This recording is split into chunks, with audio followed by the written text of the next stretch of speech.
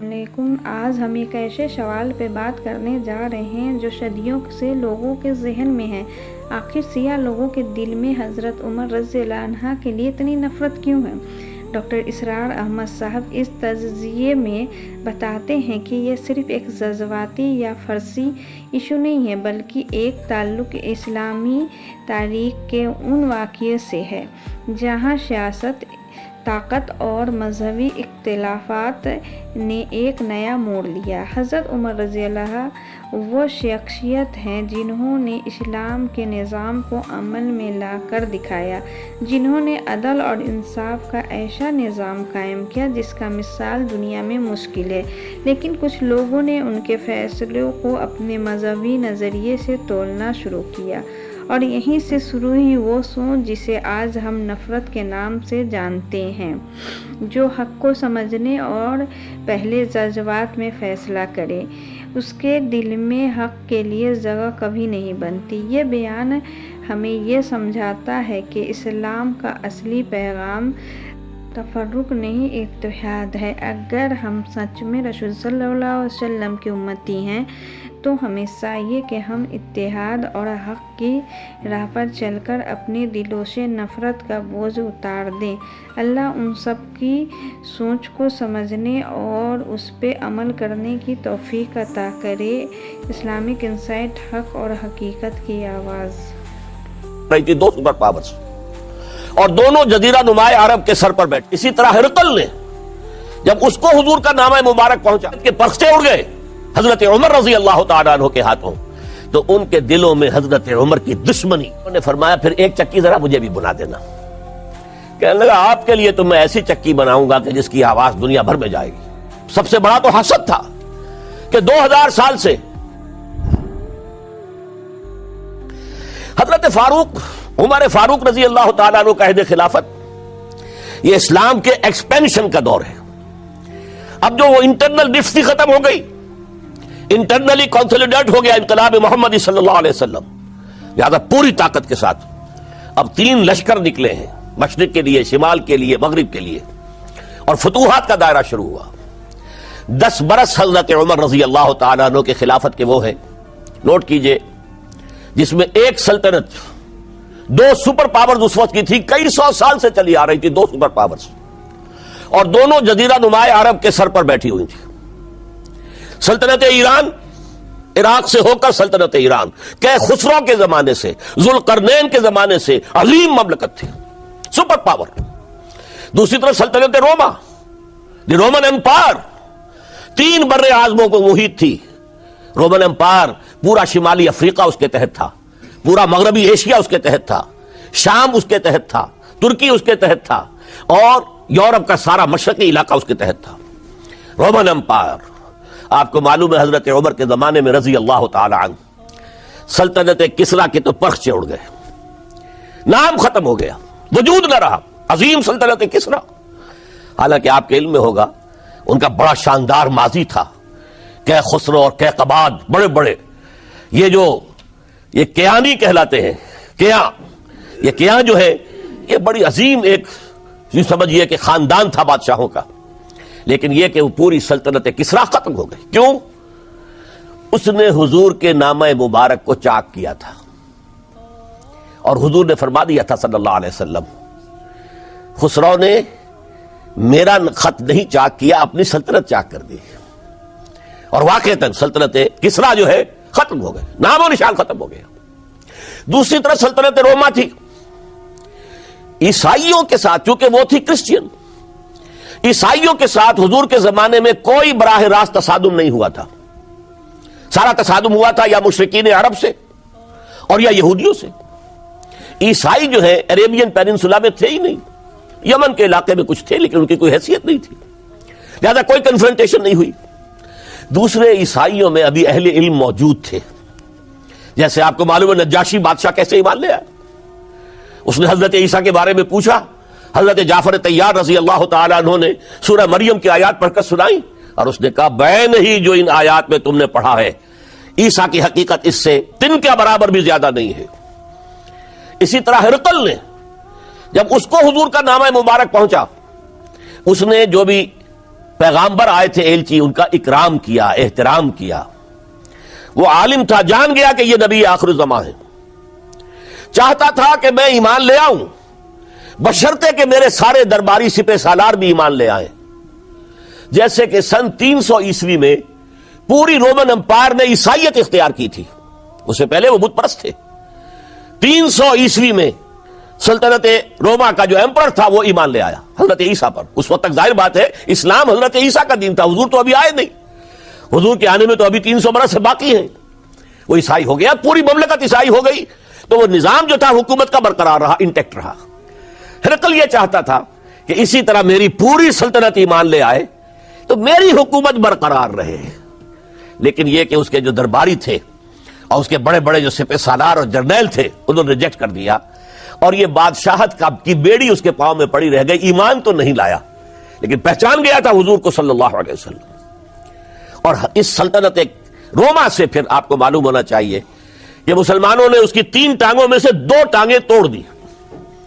پورے شمالی افریقہ سے نکال باہر کیا، پورے مغربی ایشیا سے، یہ شام اور ترکی کا علاقہ اناطولیہ نکال دیا، اور اس کی سلطنت محدود رہ گئی یورپ کے اندر. تو یہ عظیم کام ہوئے ہیں حضرت عمر رضی اللہ تعالی عنہ کے عہد میں. اب سوچئے اس عظیم ریولوشن کا بھی کوئی کاؤنٹر ریولوشن ہونا چاہیے تھا کہ نہیں.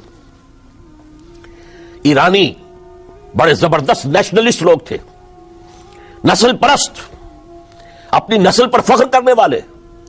ہماری روایات عظیم ہیں، ہم کہ خسرو کے وارث ہیں. اور آپ کو معلوم ہے کہ آخری جو بادشاہ تھا رضا شاہ پہلوی، وہ چاہتا تھا کہ خسرو کے دور کی عظمت اور سطوت کو دوبارہ لے آئے. 2500 سالہ جشن اس نے منایا تھا. وہ چاہتا تھا وہی شان میری ہو جائے جو خسرو کی تھی. یہ جو ان کے اندر نیشنلزم تھا، جب ان کی سلطنت کے پرخچے اڑ گئے حضرت عمر رضی اللہ تعالیٰ عنہ کے ہاتھوں، تو ان کے دلوں میں حضرت عمر کی دشمنی، وہ خون کے پیاسے ہو گئے عمر کے رضی اللہ تعالیٰ عنہ. میں یہاں آپ کو ذرا ایک حوالہ دے دوں.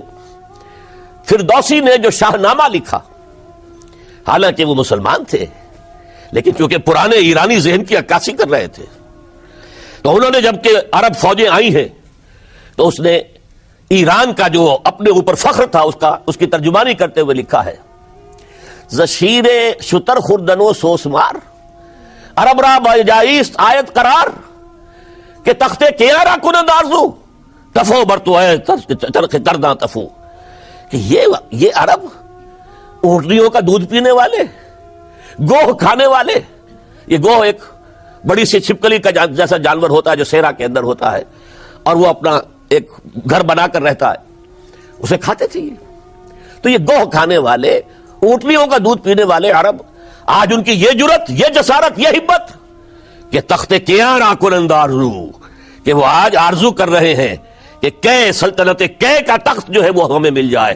تفو برتو ہے چرخ گرداں تفو، تف ہے تجھ پر اے گردش کرنے والے آسمان، تف ہے تجھ پر.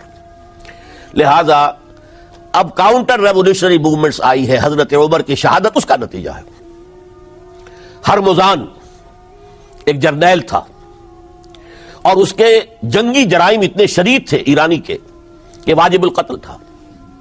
وہ گرفتار ہو کر حضرت عمر کے سامنے پیش کیا گیا. حضرت عمر نے فرمایا یہ واجب القتل ہے، اس کی گردن اڑا دی جائے. اس کی چالاکی دیکھیے. اس نے کہا امیر المومنین، اے مسلمانوں کے امیر عمر رضی اللہ تعالی عنہ، مجھے ذرا پانی پلوا دیجیے. حضرت عمر نے فرمایا پانی لا دو. ایک کٹورے میں پانی دے دیا گیا. پھر کہا دیکھیے امیر المومنین، مجھے ضمانت دیجیے کہ جب تک میں یہ پانی پی نہ لوں مجھے قتل نہیں کریں گے. فرمایا ہاں ہاں تم پانی پی لو، جب تک یہ پانی تم نہیں پیو گے ہم قتل نہیں کریں گے. اس نے وہ کٹورا پھینک دیا. نہ اب میں یہ پانی پی سکتا ہوں نہ آپ مجھے قتل کر سکتے ہیں، کیونکہ آپ کا ہے یہ کہ جب تک میں یہ پانی نہیں پیوں گا آپ مجھے قتل نہیں کریں گے. اس ہیلے سے جان بچا گیا. پھر اس شخص نے ابو لولو فیروز، ایک غلام تھا، اسے اس کام کے لیے تیار کیا. حضرت مغیرہ ابن شعبہ کا غلام تھا وہ، اور حضرت مغیرہ نے اس سے روزانہ کی ایک اجرت کہ تم کام کرو، مجھے صرف 7 آنے روزانہ دے دیا کرو. اس نے آ کر حضرت عمر سے کہا کہ میرا جو آقا ہے مغیرہ ابن شعبہ، یہ مجھ سے بہت زیادہ طلب کرتا ہے۔ حضرت عمر نے پوچھا کیا دیتے ہو؟ 7 آنے۔ تم کرتے کیا ہو؟ کہ میں نجار بھی ہوں، میں لوہار بھی ہوں، میں یہ کام کرتا ہوں۔ فرمایا اتنے پیشوں کا جاننے والا اس کے لیے یہ روزانہ کا ٹیکس یہ زیادہ نہیں ہے، یہ تمہیں دینا چاہیے۔ اس نے کہا میں چکیاں بھی بناتا ہوں۔ حضرت عمر نے فرمایا پھر ایک چکی ذرا مجھے بھی بنا دینا۔ کہنے لگا آپ کے لیے تو میں ایسی چکی بناؤں گا کہ جس کی آواز دنیا بھر میں جائے گی۔ وہ شخص ہے اور ہرمزان کی سازش کے تحت وہ ایرانی جسے بعد میں ایرانیوں نے کیا کہا، جس نے قتل کیا حضرت عمر فاروق کو، حضرت ابو لولو فیروز۔ آج بھی ایران میں اس کی قبر کی تفسیریں بکتی ہیں بازار کے اندر، حضرت ابو لولو فیروز۔ وہ آیا ہے مسجد نبوی میں اور آ کر اس نے جبکہ حضرت عمر رضی اللہ تعالیٰ عنہ امامت فرما رہے حملہ کیا، 5-6 وار خنجر کے کیے۔ حضرت عمر رضی اللہ تعالیٰ شدید مجروح ہو گئے۔ یہ انتقام تھا جو عجم نے، وہ سلطنت کے جس کے ٹکڑے ختم ہو گئے تھے، جس کا ٹکڑے کر دیے گئے تھے، اس نے انتقام لیا عالم اسلام سے۔ سمجھا انہوں نے یہ تھا کہ شاید یہ پوری عمارت اسی ایک ستون پر کھڑی ہے، حضرت عمر ہی کے ستون پر کھڑی ہے، اس ستون کو گرا دو گے پوری عمارت گر جائے گی۔ لیکن ثابت ہوا نہیں، یہ محمد کی بنائی ہوئی عمارت ہے صلی اللہ علیہ وسلم، یہ بہت قوی ہے، اس کی بنیادیں بہت مضبوط ہیں، کوئی ذرا سی تریڑ بھی نہیں آئی، ذرا سی تریڑ بھی نہیں آئی۔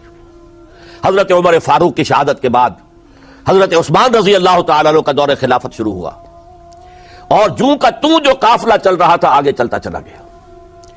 حضرت عثمان رضی اللہ تعالیٰ عنہ کے بارے میں بہت قیل و قال ہے، ان پر تنقیدیں بھی کی، اپنوں نے بھی کی ہیں، دشمنوں نے بھی کی ہیں، لیکن بات جان لیجئے یہ تاثر غلط ہے کہ ان کے پورے دور خلافت کے اندر فتنہ رہا یا ہنگامہ رہا، قتل غلط۔